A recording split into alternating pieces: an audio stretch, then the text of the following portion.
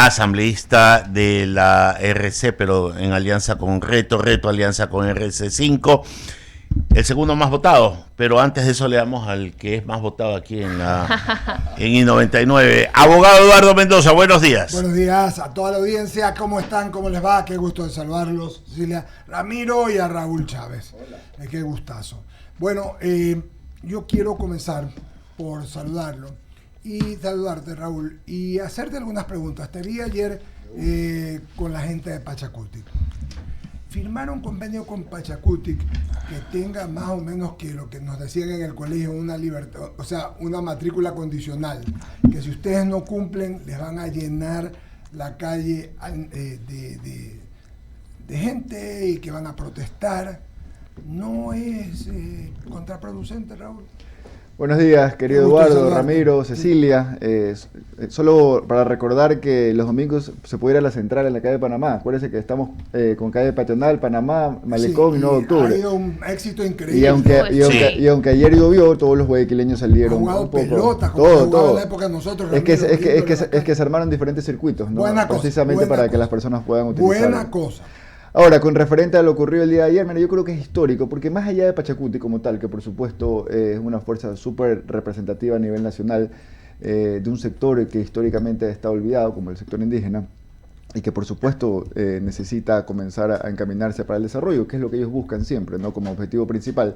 Más allá de eso, lo importante es poder generar una unión entre los diferentes sectores del Ecuador. O sea, hoy no podemos decir, con él sí me reúno, con el otro no me reúno, él sí me cae bien, el otro no me cae bien. Al final lo importante es poder unirnos, generar esa unidad dentro de ciertos objetivos comunes para poder avanzar. Aquí no se trata solamente de ganar una elección, aquí se trata de gobernar y gobernar para cambiar la realidad de los ecuatorianos, porque si es que no vamos a cambiar la realidad, entonces sigamos en lo mismo y nadie quiere seguir en lo mismo. Ahora, con referencia a los diferentes puntos que se trataron, mira, yo los invito a ti, Eduardo, Cecilia, Ramiro y a todas las personas que nos escuchan a revisar el plan de gobierno de Luisa, porque muchos de esos puntos ya están incluidos ahí. Yo diría el 95% de los puntos están incluidos, que apuntan, por supuesto, al bienestar común, a poder invertir los fondos en el sector de salud, en el sector de educación, a respetar el ambiente, a vivir en armonía, a buscar una unidad permanente a nivel de todos los ecuatorianos. Entonces yo no creo de ninguna manera que eso termine siendo una camisa de fuerza, como de alguna forma lo quieren interpretar. Una espada de Damocles, ¿no? Que es lo que me preocupó a mí. Sí, pero mira que en el gobierno de Lenín Moreno, en el gobierno de Lasso y ahora en el gobierno actual de Noboa no se ha firmado ningún acuerdo. Igual han tenido diferentes problemas, pero el problema no se origina por la firma de un acuerdo. El problema se origina porque no se atienden las necesidades básicas de los sectores más olvidados. A partir de eso, por supuesto que puede reclamar el sector indígena, pero también puede reclamar cualquier otro sector que se sienta desprotegido. Entonces, si tú me preguntas a mí, lo importante es que a la hora de tener un plan de gobierno, a la hora de poder avanzar, creo que lo fundamental es hacerlo en conjunto, es hacerlo conociendo las necesidades de cada sector, de cada provincia, de cada cantón. Mira, yo he tenido la oportunidad de recorrer todo el país gracias a esta campaña, y las diferencias son radicales entre un lugar y otra. O sea, esa es la realidad. Ayer estuvimos en Alausí, en Tixán, que es una parroquia rural del cantón Alausí. Diferentes entre las mismas etnias, ¿no? Son diferentes. Sí, incluso te digo, incluso hasta en la vestimenta. Por ejemplo, en el sector donde nos encontrábamos, los ponchos por lo general son color rojo. Si nos vamos más al norte, son un poco más celestes, más azules. Bueno, más al ojo, al Saraguro es diferente. Bueno, entonces va a depender de eso y claro que cada uno tiene su significado, no es simplemente un tema de imagen. Entonces, yo lo veo de esa forma. Creo que es importante comenzar a ampliar y ojalá, puede ser una utopía lo que estoy diciendo, pero ojalá en algún momento, ya alcanzando el desarrollo que será traducido al bienestar de todos los ecuatorianos, podamos generar una unidad entre todos, por supuesto con puntos importantes y objetivos comunes, más allá de que las formas podemos pensar diferentes, porque bueno, así somos los seres humanos y Ecuador es un país democrático. Bueno, está claro. ¿Por qué no asista Leonidas Issa? Solo estuvo, lo pregunta el Ecuador, ¿no? Si él estaba avisado o tuvo algún problema de salud. Bueno, entiendo que fue por un tema logístico, pero él se presentó vía Zoom. Sí, lo vi vía Zoom. Sí, entonces, que hoy es una cosa que se hace cuando hay problemas, ¿no? Bueno, entonces, la tecnología te permite poder expresarte, más allá de eso él ha marcado su posición y el acuerdo ayer fue pues con el movimiento Pachacuti. Participó en este caso Guillermo Churichumbi, que es el coordinador general, que digamos hace las veces como de presidente, o sea, es la máxima representante dentro de Pachakutik, y obviamente el acuerdo es con todas las estructuras, con todas las bases, y para nosotros es sumamente importante, porque más allá de lo mediático que se pueda generar o no el acuerdo, más allá de que considero que se hizo bastante mediático incluso a nivel internacional, pero más allá de eso, lo importante es el mensaje y el trabajo que se comienza a estructurar dentro de todas las bases en la Sierra Centro, que eso es realmente lo importante para poder buscar los objetivos comunes. O sea, esto no es un tema de imagen o querer posesionar cosas. Aquí se trata de poder llegar al electorado que por supuesto tiene las necesidades y quiere cambiar este país. Y es importante en el Ecuador entender que hay gente que piensa diferente, pero eso no es malo. Mira que dentro de la misma CONAIE y Pachakutik hay voces que dicen que no están de acuerdo. O sea, yo no veo por qué. Pero si ni en la casa uno está de acuerdo en todo, con la mujer, con los hijos. Y usted también, o sea, déjeme hacerle un recuerdo de hace 2 años. Algo que no sabe, don Raúl, es que eso de las condiciones de los exámenes se lo ponían a usted. Usted entraba a los cursos. El primer año, el tercer año en el Cristóbal, me pusieron matrícula condicional y felizmente. Él sabe eso. Sí. Bueno, ahí saca una especialidad. Sí. Bueno, fue la única vez, pero pasé. Me gradué en el colegio. Mónica, dejé un papelito de periódico en mi oficina que quiero hablarlo con Raúl, que es algo de la asamblea. Segundo tema, hablando ya saliendo del tema de Pachakutik, Raúl, la dolarización. En efecto, hace 2 semanas, Paola Cabezas dijo lo que dijo. Le hacen una entrevista ayer en El Expreso y dice, no quiero hablar de eso. Eso, a ver, aquí nadie está estigmatizando a Paola. Capaz eso es algo que ella sentía, pero ustedes sienten lo mismo, Luisa González, a nivel, bueno, no le pregunto a Luisa González, a Raúl Chávez, ¿puede ver al Ecuador sin dolarización? No, la dolarización está fuerte, está firme, y es parte de lo que se necesita para sacar al país del subdesarrollo. Ya lo hemos dicho muchísimas veces, hemos tenido que, no sé si valga la pena aclararlo, pero en todo caso la dolarización está firme, está fuerte, y como digo siempre, es la moneda que se necesita para sacar al país del momento que nos encontramos. Ya el resto, digamos que son diferentes detalles que podemos hablar y quedarnos hablando de aquí hasta mañana. Lo importante es la decisión a partir de la dolarización, y está firme, está fuerte y la necesitamos. Nada de ecuadólares. Cero. Es importante decirlo porque se habla mucho de eso. Sí, ya lo he dicho algunas veces, así que bueno, no tengo problema en repetirlo. Sí. Y Luisa también, por supuesto. Sí. Raúl, vamos a cambiar el tema de eso. Y estuvo la semana pasada aquí Anabela Sin. Chévere. Y una dama. Y una de las cosas interesantes que dijo ella fue que se le preguntó y dijo que llamaría a la Revolución Ciudadana de ganar ellos a poder ser, a tener para en unidad trabajar por el Ecuador. Bueno, yo lo he dicho siempre. Sí. El ADN, Pachakutik, por eso estamos firmando el acuerdo del día de ayer.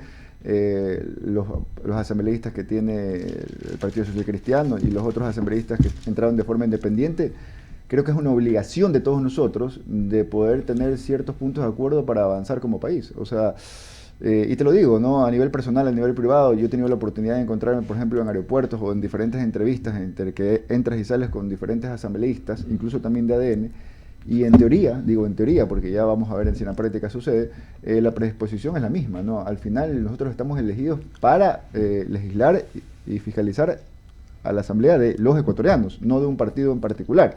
Entonces, yo no tuviese ningún problema. Por supuesto, todos los acuerdos que se generen tienen que ser públicos y transparentes, y a partir de eso marcar la agenda. Mira, yo creo que lo mejor que le puede pasar a un funcionario público es poder comunicar lo que hace en el día a día, porque esa es su mejor carta de presentación para cuando se termine su periodo pueda salir sin que nadie le esté molestando.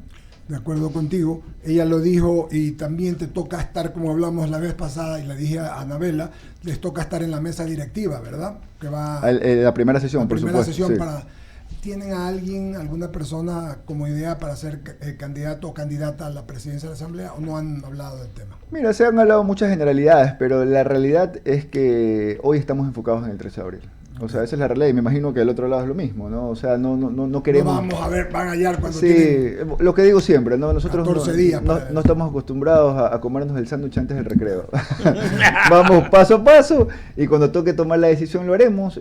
Hay tiempo suficiente después del 13 de abril hasta el 14 de mayo como para poder tomar ese tipo de decisiones. Así que hoy enfocarnos en lo más importante, porque no nos engañemos, ¿no? Puedes tener un bloque mayoritario como lo tenemos en la Asamblea, pero si no se consigue la victoria a nivel del Ejecutivo es mucho más complicado poder, o sea, es complicado, no va a pasar poder aplicar el plan de gobierno que se tiene preparado y que por supuesto apunta a buscar un cambio de la actualidad, pero que ese cambio realmente tenga como objetivo el bienestar común, ¿no? Y recuperar los diferentes sectores, como siempre hablamos, de la infraestructura, de la producción, inversión extranjera, sector de la salud, sector de la educación. Y bueno, y eso se va a generar a partir de diferentes temas que vamos a realizar. Luisa ya lo ha dicho inmediatamente, por ejemplo, vamos a bajar al IVA del 12%, vamos a regresar a los 12 puntos, porque digamos que ese incremento de los 3 puntos no se ha visto reflejado en su resultado, ¿no? Es más, el SRI notifica que se recaudó aproximadamente 1.300, 1.400 millones de dólares por ese incremento de los 3 puntos. Adicional a eso, se le cobró una tasa de seguridad a todo el sector empresarial. Entre los dos rubros suman alrededor de 2.000 millones de dólares en el 2024. Y esos 2.000 millones de dólares deberían haber sido invertidos en el sector de la seguridad, en el eje de seguridad, en los ministerios que manejan la seguridad. Si nosotros revisamos los presupuestos de los últimos años, podemos evidenciar que no existe tal incremento. Y esto no es un tema que lo dice Raúl Chávez, o sea, vamos a las cifras oficiales, porque yo me refiero a las cifras oficiales. Entonces, por supuesto, si no se está ejecutando el presupuesto como corresponde, si no se está diciendo lo que se va a hacer lo que dijo que se iba a hacer desde el primer inicio, entonces el resultado es el que tenemos y los que lo pagan son los ciudadanos. Sí, voy a hablar de temas de la Asamblea y después para hablar lo de que necesite. El Universo, y esto lo trajo también Anabela, me lo ganó porque lo tenía mira. yo el 17 de marzo, publica en su página 4 y dice, más de 50 proyectos de ley de seguridad esperan ser debatidos. Entonces, Raúl, a eso entra en tu especialidad. Y te digo algunos, ¿no? Que dicen, por ejemplo, 5 proyectos de reformas a la Ley Orgánica de Garantías Jurisdiccionales y Control Constitucional. Voy a nombrar algunos. Reformas al COIP para fortalecimiento del sistema de justicia, procedimiento eficiente de criminales y control de grupos de delincuencia organizada. Reformas a varias leyes para garantizar la seguridad ciudadana. Reformas al COIP para proteger a las niñas, niños, adolescentes y acoso y extorsión cibernética, cosa que es súper importante, ¿no? Ahorita hay una serie que se llama Adolescencia que habla mucho de este tema porque pasa. ¿No? Me vi los primeros 2 capítulos sí, está bastante interesante. Vamos a seguir. ¿No? Reformas en el poco tiempo que tenemos. Sí, en el poco tiempo que tenemos. Reformas al COIP para fortalecer la seguridad de los pecadores, también al COIP para fortalecer el sistema de justicia y garantizar la seguridad ciudadana. En fin, hay unos que están para el debate. Déjenme ver si hay algunos reformas al COIP para prevenir los delitos contra el sector ganadero, que son víctimas del abigeato, o sea, de los cuatreros, etcétera. En fin, hay muchos, Raúl. Por ejemplo, reformas al COIP para el combate de los delitos de extorsión, protección o resguardo, vacunas y de extorsión con resultados de lesión, muerte o graves daños de la propiedad privada. En fin, hay hartísimos. Tienes un trabajo. Hay algunos que están en primera y para el segundo debate. Sí, y de diferentes sectores, no solamente del ámbito de la seguridad, pero mi criterio es que no necesitamos de manera urgente todas estas leyes como para comenzar a solucionar. Por supuesto que hay que ir aprobando, hay que ir trabajando y todo termina siendo perfectible dentro de la letra muerta, pero para poder equipar a la policía, para poder equipar a las Fuerzas Armadas no necesitas ningún de ese tipo de leyes, para poder rehabilitar y mantener los UPC no necesitas ningún tipo de leyes, para poder volver a hacer que funcione el centro del EQ 911, digamos todo este centro integrado, no necesitas de ningún tipo de reforma. Para poder ejecutar el presupuesto de los aproximadamente 2.000 millones que se recaudó por el 3% adicional del IVA, adicional a la tasa de seguridad que se le generó a todas las empresas, tampoco necesitas ningún tipo de reforma. Mire, aquí lo importante es que la persona que tenga que tomar la decisión, o sea, que nos gobierne, tenga la capacidad para ejecutar el presupuesto con un plan que realmente funcione, porque así como hoy estamos hablando de muchas leyes que están a la espera, también hace año y medio nos dijeron que el plan Fénix era una realidad y que estaba funcionando y que el dinero de los 3 puntos más las tasas de seguridad era precisamente para ver los resultados. Y no nos dijeron esos resultados se van a ver después de mi reelección, esos resultados se van a ver de manera inmediata. Entonces, repito, yo no quiero caer en que no se necesita, por supuesto que se necesita, todo es perfectible y hay que ir a trabajar, Pero mira, aquí lo principal, querido Eduardo y panelistas, es la voluntad y la capacidad política como para poder avanzar. Por supuesto que es necesario el conocimiento en la administración pública, porque si tú no tienes esa expertise en la administración pública, difícilmente vas a poder avanzar de manera rápida y eficaz, porque hay un montón de procesos que, por supuesto, pues no te lo permiten. Ahora, podemos hablar también de diferentes temas alrededor del Ejecutivo, de qué cosas deberían cambiar. Por ejemplo, estamos hablando, un tema importantísimo que yo apuntaría sería el CERCOP. Me explico, que como todos saben es el cuello de botella y ahí es donde se frena todo y muchos procesos, ya sean para GATS, para el propio gobierno central y demás, terminan sin poder seguir precisamente porque ahí los tumban, porque hay un reclamo, porque hay digamos, ya temas que uno no entiende y no importa. Así yo digo, el municipio de Guayaquil tiene algunos temas parados en el CERCOP sin ningún tipo de sustento. Entonces, hay muchas cosas que se pueden mejorar, Eduardo, sin entrar necesariamente a cambiar una ley, que por supuesto es necesario siempre ir mejorando, porque en la vida todo es perfectible, pero cuidado, pensamos que el aprobar una ley va a ser el bienestar de los ecuatorianos, porque la asamblea, al inicio de sus funciones, esta nueva asamblea con el nuevo gobierno, trabajaron de la mano pues algunas leyes de seguridad, algunas leyes de materia energética. Y yo le pregunto, ¿se solucionó el tema de seguridad? No, ¿verdad? No. ¿Se solucionó el tema energético? No, ¿verdad? Entonces repito, hagamos todas las leyes, mejoremos todo lo que podamos mejorar, pero cuidado, le sacamos la responsabilidad del Ejecutivo, que por algo se llama Ejecutivo, porque tiene que ejecutar, pero por supuesto la ejecución tiene que venir a partir de un plan con conocimiento. Sí, esto me parece interesante, lo voy a leer porque tiene que ver con un tema actual, que esto está facilito, Raúl. Dentro de los proyectos listos para el segundo debate, existen 5 proyectos que apuntan a reformar la Ley Orgánica de Garantías Jurisdiccionales y Control Constitucional de iniciativa de varios exasambleístas, la Corte Nacional de Justicia y la Fiscalía General del Estado, la Defensoría Pública y la Secretaría de la Presidencia. Esto fue en la época de Guillermo Lazo.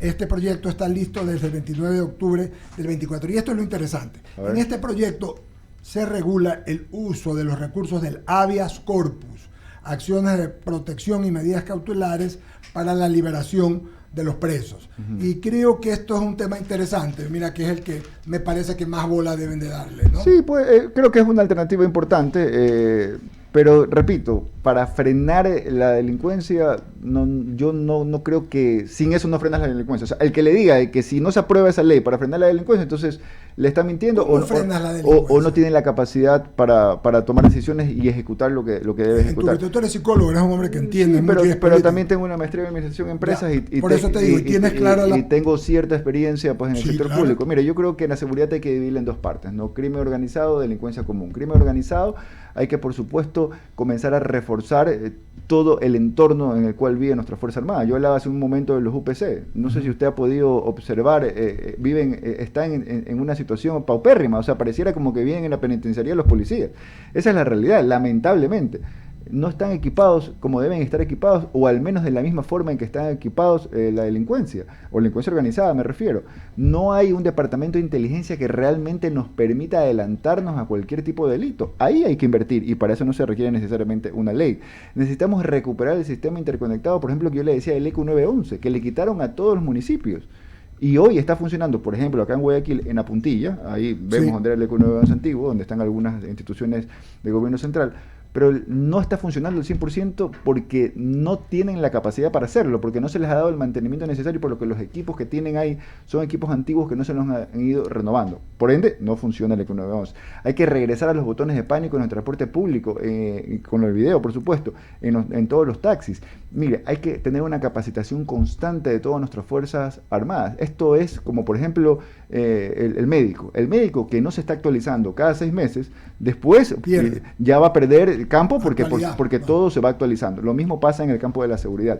Y lo más importante, querido Eduardo, que tengan sentido de pertenencia. Mire, yo me he encontrado, y no solamente en este gobierno, ¿no? En algunos años, con policías y miembros de las Fuerzas Armadas que están rotando a nivel nacional, ¿no? En diferentes cantones, en diferentes provincias, y que no necesariamente son del lugar donde están trabajando, y muchas veces no tienen ni para el rancho, no tienen los viáticos, comen muy poco y una vez al día, o sea, las condiciones en que viven no son las mejores, y si nosotros no hacemos lo que tengamos que hacer para darle dignidad, para darle sentido de pertenencia, para darle el valor del trabajo que tienen, porque el trabajo que tienen es, de alguna forma, salvarnos la vida, ¿no?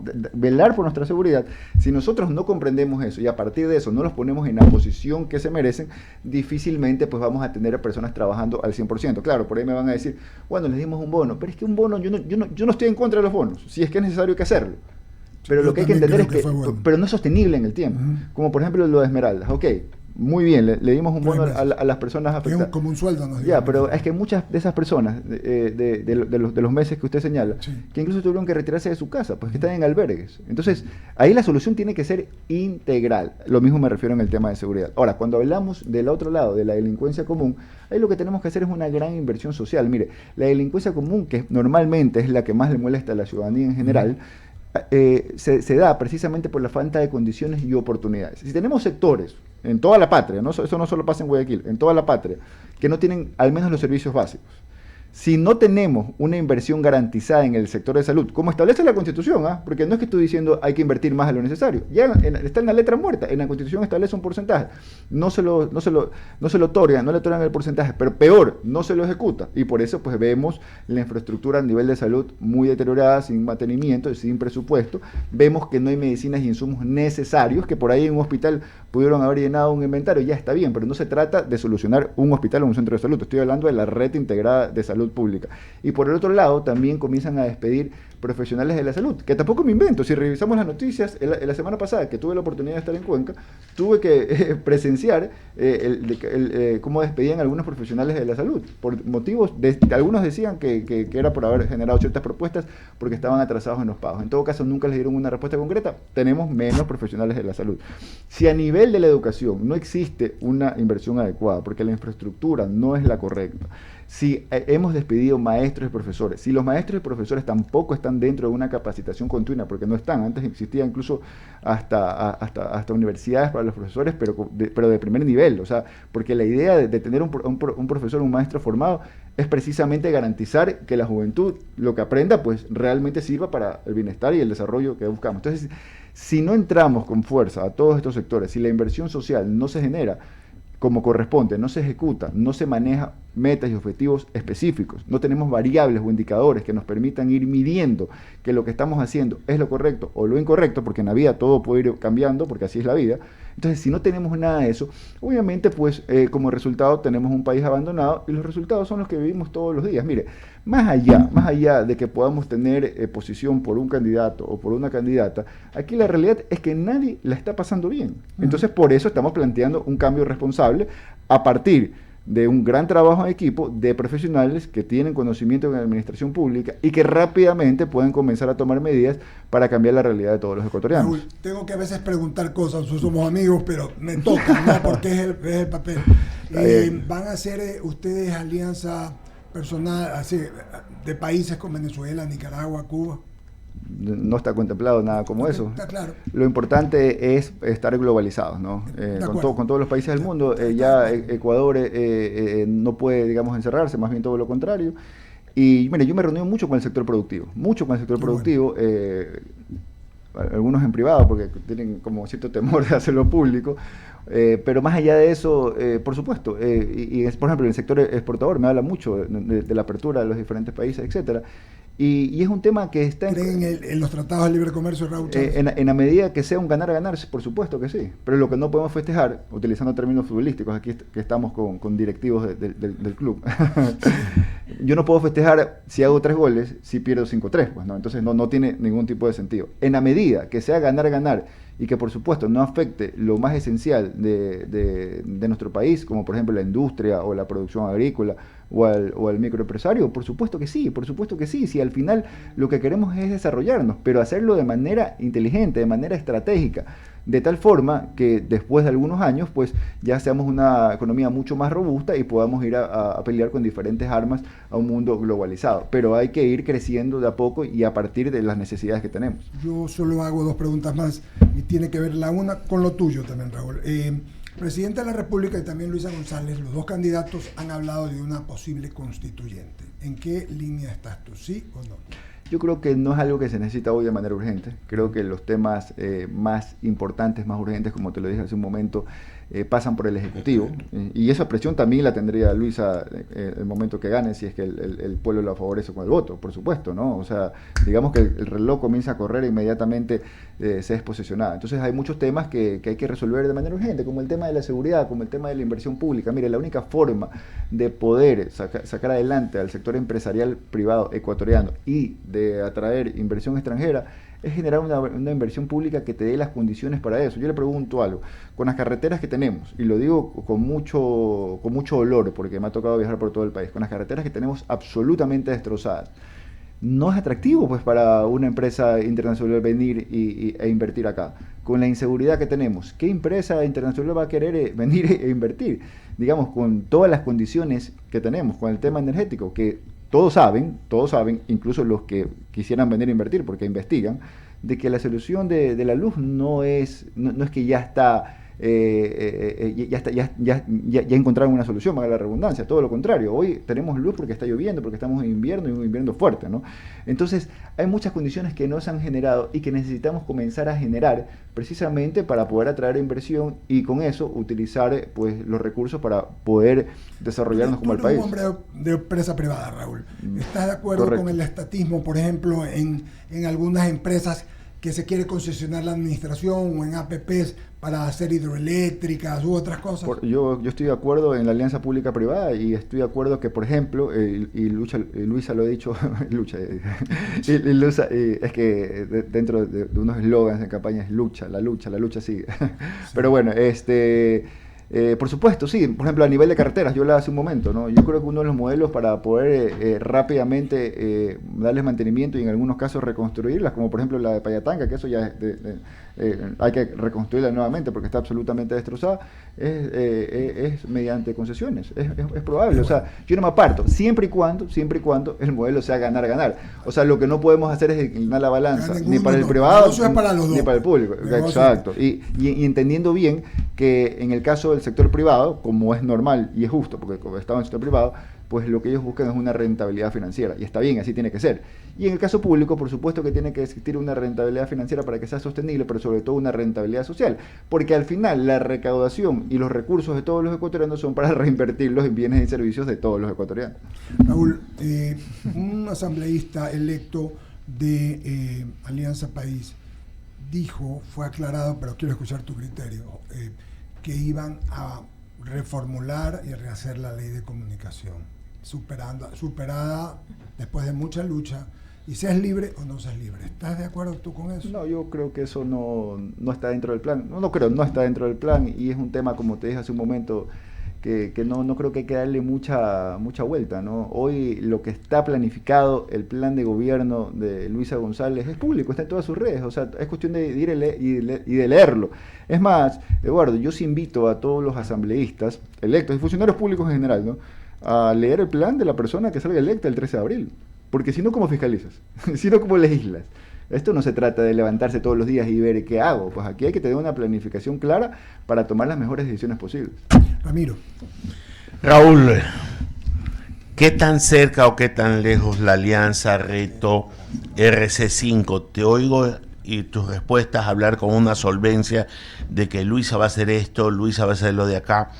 ¿Qué tan cerca está RC5 de que esas decisiones que tú ya casi estás suscribiendo sean efectivamente cumplidas? Cuando ustedes son una parte de la alianza, pero no sé hasta qué nivel llegan ustedes con la injerencia para que esto que aseveras que puede suceder se cumpla. Pero es que está en el plan de gobierno, Ramiro. No, yo estoy hablando de su nivel de injerencia, el de ustedes. Ustedes tienen una alianza. Correcto. Ya. Y tú eres un crítico, porque tú no es que te vendes a nadie, tú eres un crítico. Y en el momento que veas que las cosas no se hacen, ¿qué nivel de injerencia tienen ustedes para presionar que las cosas efectivamente se hagan? Pero el que nos da la Constitución, en mi caso como asambleísta y parte de la alianza, por supuesto, las cosas hay que decirlas. Por eso yo le decía hace un momento a Eduardo que hay que conocer bien el plan de gobierno, porque si no, ¿qué fiscalizas? Mira, normalmente, o los últimos años, la fiscalización en este país ha sido sinónimo de persecución. Y no tiene nada que ver. Si uno revisa el diccionario, son dos cosas absolutamente diferentes. La fiscalización tiene que servir incluso para auditar el plan de gobierno y para poder sonar las alarmas en el caso de que se estén desviando del camino por el cual deben caminar para conseguir los objetivos. En el caso de que cualquier gobierno, independientemente del nombre que tenga, se esté desviando del camino por el cual los ecuatorianos votaron, como le pasó al actual gobierno, porque esto no es nada personal con el actual gobierno, pero las cosas hay que decirlas. Si nosotros revisamos el plan de gobierno del actual presidente, dice todo lo contrario de lo que está haciendo.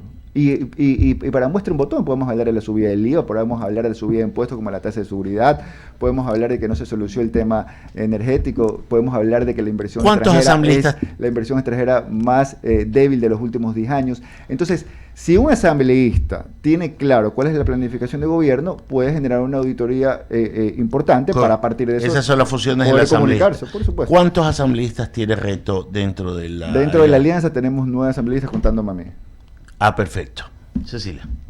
Bueno, justamente también mi pregunta era acerca de la fiscalización. ¿Cuál es la primera institución que quieren fiscalizar sin que se perciba como persecución? Es que yo creo que hay que hacer todo bien hecho al mismo tiempo. O sea, no podemos simplemente ir a una institución y a las otras dejarlas, digamos, botadas, por decirlo de alguna forma, ¿no? El trabajo, una vez que entremos, tiene que ser de manera integral, pero repito, no debe ser confundida la fiscalización con la persecución, incluido el actual gobierno, ¿eh? Que obviamente para todos es público y notorio que no tenemos una gran relación. Pero eso no quiere decir que vamos a llegar con el cuchillo entre los dientes, ni mucho menos. Ese no es mi estilo, o sea, mis valores no me lo permitirían. Más allá de que yo... ¿Pero hablamos no tengo a título personal o por el partido? No, por el partido también, porque hay tanto que hacer dentro de la alianza, hay tanto que hacer, que créeme que no hay espacio para estar persiguiendo o algo por el estilo. Aquí cada institución tiene que cumplir su rol, pues, ¿no? Y para eso hay instituciones correspondientes. Nosotros lo que tenemos que hacer, en el caso de que corresponda, es hacer la investigación necesaria, pero una investigación seria y responsable, porque si queremos cambiar este país, por más que tengamos una planificación a nivel de la ejecución de los diferentes sectores, también tenemos que cambiar esa mentalidad de polarizar todo lo que hagamos. Mira, yo siempre digo algo que es importantísimo y que para mí es profundo. La polarización no es una obligación, es una decisión de nosotros. Entonces tenemos que comenzar a decidir a no estar polarizados. ¿Que eso cuesta? Que ahí vienen diferentes conflictos de orgullos, de egos, de historias del pasado. Bueno, por supuesto, ¿no? Pero yo sí creo que aquí hay una oportunidad en este cambio generacional, me incluyo, y sé que hay muchos asambleístas que están entrando, nuevos, que incluso algunos son jóvenes, algunos no necesariamente son jóvenes, pero son nuevos, que tenemos que comenzar a cambiar la mentalidad, porque no solo se trata de ejecutar bien, sino de tener una cultura de paz. Y cuando hablo de cultura de paz no estoy hablando solamente de la delincuencia organizada o común, sino una cultura de paz a nivel también del sector político, donde por supuesto que no vamos a estar de acuerdo en todo. O sea, a usted a lo mejor le gusta el azul, a mí me gusta el amarillo, a lo mejor a Débora le gusta el helado de chocolate, a mí el de vainilla, a lo mejor pistacho. A Ramiro le gusta el de pistacho y a Cara le gusta el de manjar, no lo sé, pero eso es de forma. De fondo, estructuras como poder establecer claramente la educación como la forma de salir del subdesarrollo de manera permanente, un sector de salud integral donde todos los ecuatorianos podamos tener la oportunidad de hacernos atender en el caso que se requiera, en cualquier momento, un sector productivo que no pare de crecer y que de manera paralela la inversión pública pueda ser también parte de lo que fortalezca el sector privado y que eso como consecuencia me traiga inversión extranjera. Sobre esas estructuras, pues yo no creo que alguien pueda oponerse. Sobre un tema de seguridad que es transversal, que apunta a todos los sectores. Si tenemos un gran plan que tiene objetivos y metas claras, que podemos establecer ciertos indicadores para poder hacer una medición correspondiente de manera continua y que va dando resultados, ¿quién se puede oponer ante eso? Oiga, si nosotros lo que buscamos es desarrollarnos, mire, la buena noticia es que todos los países que hoy están en el desarrollo, podemos hablar de Europa, podemos hablar de Suecia, de Dinamarca, de Inglaterra, bueno, escoja el que usted quiera, Estados Unidos también, todos han pasado por lo que hoy estamos pasando. O sea, es cuestión de ponernos de acuerdo si es posible, pero bueno, ya va a depender también de cada persona, porque siempre hablan mal de una institución. Vamos a poner la Asamblea de ejemplo, ¿ya? Donde voy a representar. que la imagen de la asamblea es de esta forma, que la imagen de la asamblea es de otra forma, etcétera, etcétera. Bueno, está bien, pero no le eches la culpa a la asamblea, porque la asamblea es una institución que es la primera función del Estado y que tiene un edificio emblemático. La responsabilidad es de los que dirigen la asamblea, y no estoy hablando de actualmente, estoy hablando en los últimos años, porque la imagen de la asamblea no es que se ha forjado a partir de los últimos meses, pues estoy hablando de décadas, ¿no? Con ceniceros y un poco de vainas que si nos metemos a YouTube vamos a poder ver todo lo que ha pasado. Entonces, siempre es importante, más allá de todo, asumir responsabilidades de manera individual, ¿ok? Porque cuando hablamos de todo, no decimos nada, pues. Hablábamos de no polarizar, cómo eso pudiera afectar. Hay una narrativa de Luisa antes del debate y una narrativa de Luisa después del debate. Antes del debate se la veía muy enfocada en la unión. A partir del debate tiene una narrativa más de confrontación. ¿Eso no estaría aportando a la polarización?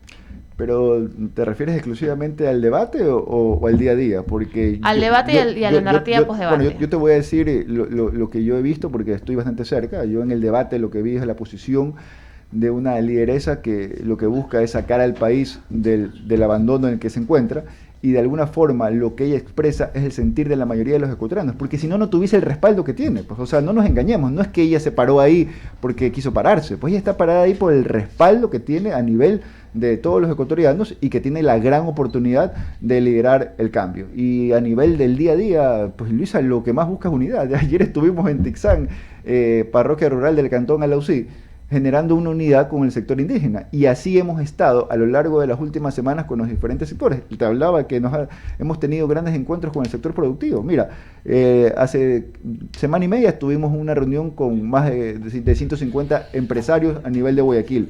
La semana pasada Luisa tuvo una reunión en la Cámara de Comercio con muchos empresarios en Quito. Yo estuve la semana pasada también en la Cámara de Comercio de Machala. Y así tenemos una agenda preparada con diferentes sectores productivos. O sea, aquí hay que buscar una unidad, y con todos los ecuatorianos. O sea, la cédula de ecuatoriano la tienes independientemente si vives en la sierra o en la costa, si te dedicas al sector productivo, al sector agrícola, si estás emprendiendo o estás estudiando.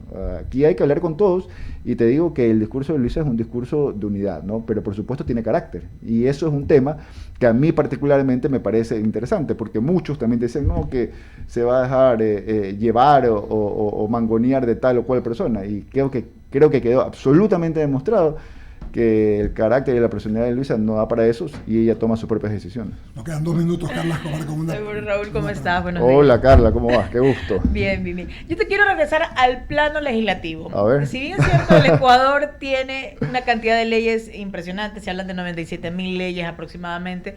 Yo creo que hay fallas ¿y por qué voy a esta pregunta? Porque estaba viendo un informe que me llegó de una ONG en donde se habla del incremento de la violencia intrafamiliar, los problemas dentro de lo que es una familia o el hogar. Y antes existía la facilidad de ir a sacar la boleta de auxilio inmediatamente y esta es una petición más que nada que hacer, de una reforma que se necesita urgente. Ibas y sacabas en la comisaría de la mujer y la familia la boleta de auxilio y la orden de sacar y alejamiento de uno de los dos, porque también hay hombres agredidos, esa es la verdad, ¿no? O sea, digamos de la persona, de independientemente persona, de si es hombre o mujer. Resulta que ahora esto va a la fiscalía, el fiscal hasta que lo recibe, hasta que llega el juez, 12 de la noche, está la mujer ensangrentada, el juez hay cambio, no pasa, y el hombre está diciéndole, mira, discúlpame, perdóname, no lo vuelvo a hacer, se retiran, no hay problemas, el hombre, y esto cuando se repite consecutivo, o sea, muchas veces termina en lo que hoy conocemos como femicidio. Es necesario, y le pido a usted, y no se tiene un proyecto en donde podamos reformar esta ley y permitir que las mujeres sean atendidas, y la ley y el órgano permita, e inmediatamente se pone la denuncia, tener la boleta de auxilio para que ella sea auxiliada, valga la redundancia, en el caso. Entonces, bueno, digamos que rápidamente hace sentido, porque cuando uno pone una boleta de auxilio es por un tema urgente, pues no tiene, para que el fiscal lo vea en 20 tiempo días, para esperar. Entonces, por supuesto que podemos trabajarlo. Es más, si tenemos más información al respecto, me encantaría recibirla y podemos trabajar en conjunto. Pero ojo, y esto es un tema no solamente para los guayaquileños, sino para todos los ecuatorianos. Por constitución, dentro del Consejo Cantonal de cada cantón del Ecuador existe el Consejo de Protección de Derechos, ¿ok? Que yo tuve el honor de presidir el año y medio que fui concejal, donde ahí sí de manera inmediata se generan boletas de auxilio de alejamiento en el caso de que exista algún tipo de problema como el que usted está señalando. Ojo, la mayor causa en este momento de la destrucción de la familia, ¿sabe cuál es? la migración. En el 2024, 124.000 ecuatorianos fueron detenidos en la frontera de Estados Unidos. Dato de Estados Unidos. Esos son los que los detuvieron. Imagínense cuántos ingresaron.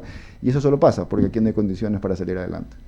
Agradecerle, Raúl, a esta hora de la mañana de la entrevista. Creo que ya hemos llegado al final, sí. Hemos preguntado absolutamente hemos todo, como planeado siempre, todo. Raúl. Lo que quiera. Y ustedes, testigo de que ni sé qué me van a preguntar. Aquí me siento y respondemos lo que me Y preguntan. también que a mí nadie me ha dicho que No, por supuesto, por O sea, supuesto. que las dos cosas bien claras. Y es bueno porque pregunté todo lo que creo yo y Cecilia, Ramiro y Carla también. Y quiere que le diga una cosa, a mí particularmente me gustan las entrevistas así porque siento que sacamos lo mejor, ¿no? Y vamos creciendo como en este Y la caso ciudadanía futuros merece asambleístas. informarse así, de una forma Es lo mejor. íntegra. Aparte creo que se nota mucho más auténtico, ¿no? Porque no hay un libreto, no es que estamos leyendo, no es que me cuentan, no es que me pasan el papelito. Aquí lo que Hay ustedes... la suficiente capacidad como para no ser de ambas partes, como para no estar leyendo la supuesto. notita o teniendo la pregunta programada. Mil gracias, Raúl, a las y órdenes. felicitaciones por el primer lugar de su equipo, que ganó muy bien y que Muchas le vaya gracias. muy bien mañana y gane para que le siga dando alegrías a la gente. Estamos hablando del amarillo. Pues. Obviamente. Ya usted sale enseguida a achacar a mi pobre equipo. Que no empate con No menos importa una. que sea No, bien, distinto. bien, Sí, bien. sí, sí. Nos hizo un favor el bombillo, ¿no? La Sí, tabla. 1-1 ahí es algo también. No seas mala. Vamos al corte, regresamos. Mira.